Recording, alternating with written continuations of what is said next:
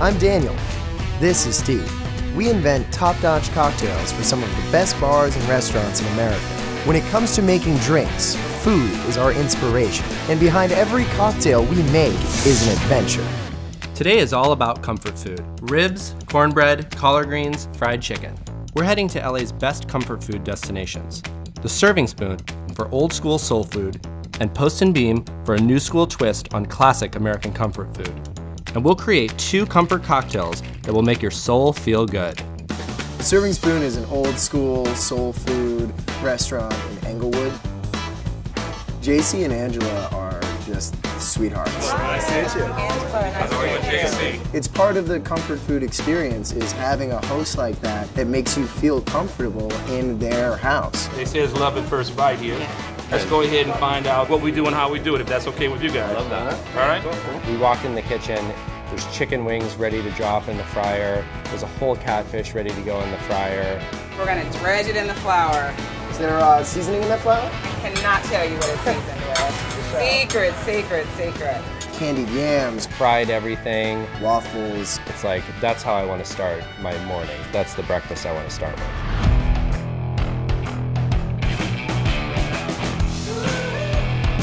The Serving Spoon makes a hell of a fried chicken. The Colonel has 11 herbs and spices in his flour mixture. I don't know what Angela puts in hers, but it's ridiculous. I want to eat salt and butter all the time, and grits are the delivery system. That's the kind of eating I like. No regret dining. What does soul food mean to you guys? Well, soul food primarily comes from the fact of the need for comfort. You have to cook it with love. You know, you can't cook it mad, you know. What's different about this cornbread? Grilled cornbread is something that has to be experienced, not talked about. Oh, grilled cornbread with honey. Spread it on there and you're in heaven.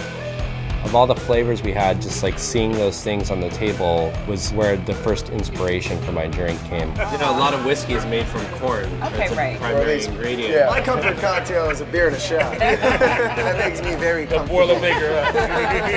There's so much inspiration here, guys. There really is. Well, thank you so much for coming out, man. Yeah, thanks for having us. Soulful soul food. You're just happy when you leave. After Serving Spoon, we headed over to Baldwin Hills to Post and Beam.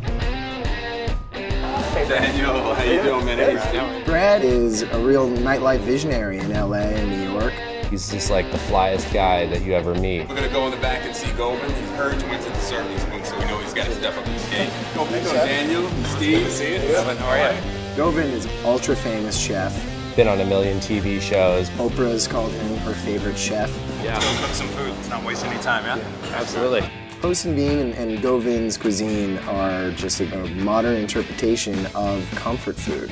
The meats are non-GMO, no antibiotics, grass-fed beef.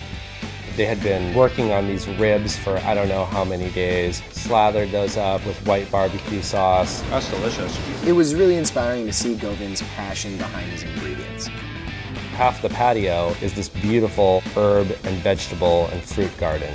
We have a bunch of different types of basil, sweet chili peppers, 3 or 4 different types of thyme. There's like pineapple mint. That's probably an interesting one. Have you used that in a cocktail? No. Wow, that's crazy. That's really inspiring to see chefs like taking it to that level where they're growing their own ingredients. It's great for the cooks as well to sort of come out here and get inspired with what we're actually growing, and it just helps heighten each dish. It is literally farm to table. Exactly. And then we joined Chef and Brad on the patio. Beef short rib was really awesome with the collard greens and black-eyed peas. At the core of it, it's a very classic comfort food dish. We just wanted to do something different, something that's somewhat familiar, but have a somewhat of a modern spin on it. Very, very clean, fresh, hand-fried chicken. In-house smoked catfish was a very cool connection between the new school and the old school. And genuine hospitality. It comes across. You see the guests greeting you all the time, saying hello, giving you gifts. We love gifts. Yeah. We love gifts.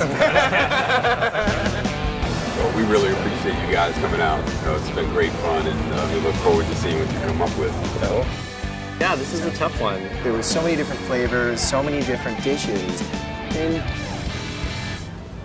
I don't know, I know it has to have booze in it. Walking out? Drink. Okay. Today I'm going to make a cocktail inspired by the amazing breakfast we had at the Serving Spoon. And I'm kind of deconstructing that into a cocktail that you can drink in the morning. It's called the Southern Sour.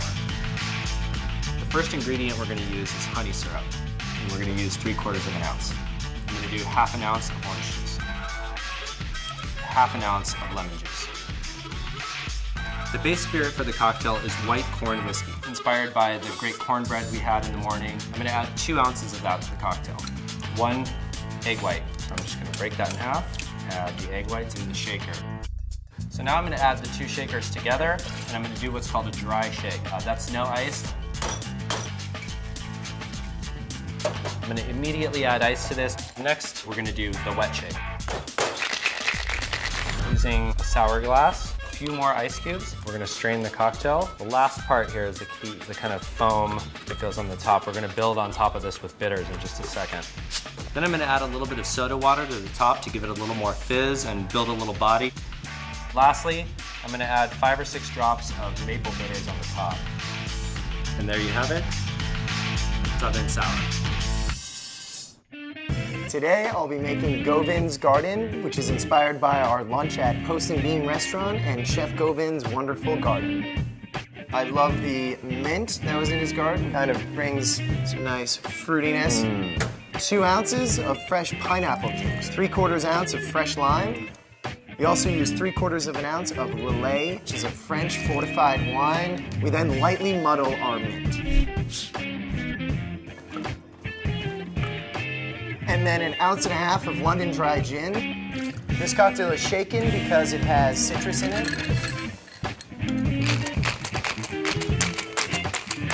Then strained over ice into a Collins glass. To finish off this cocktail, we do a float of strawberry and amaretto liqueur. We then garnish it with a mint sprig. This mint was a little naughty this morning, so we spank the mint a little. That is GOVIND'S Garden. It's a little intimidating serving Govind and Brad. Govind is definitely, sets a bar very high. He's going to be a lot more critical of the drinks, I think. GOVIND'S Garden, inspired by garden. Great name. The first time. It's fantastic. You really nailed it. This is something we can sit out Yeah, in the garden. Exactly. And That's how I enjoy. felt. It's like a great afternoon cocktail. It's cool. It's refreshing. The strawberry for me just really jumps out of that glass, and a little bit Literally of that jumps out. Yeah, it does. And there it is. Looking at you. This is the Southern Sour. It's inspired by our breakfast at the Serving Spoon. Oh man, That is really, that's really delicious. nice. It's a milk mustache start, like with Oh my all God. sours and fizzes, and then you start getting into the booze. So creamy, but still like bright and just vibrant, and I could drink this whole thing without a problem. That's like a danger. drink I this don't without a trust this problem. drink, man. Right. Yeah, No, that could I'm get afraid me in it's my new trouble. breakfast. It just eases up on you. Like that's like slides up on Sneaky you. little cocktail. Yeah, it is. Subscribe to Hungry and feed your food obsession.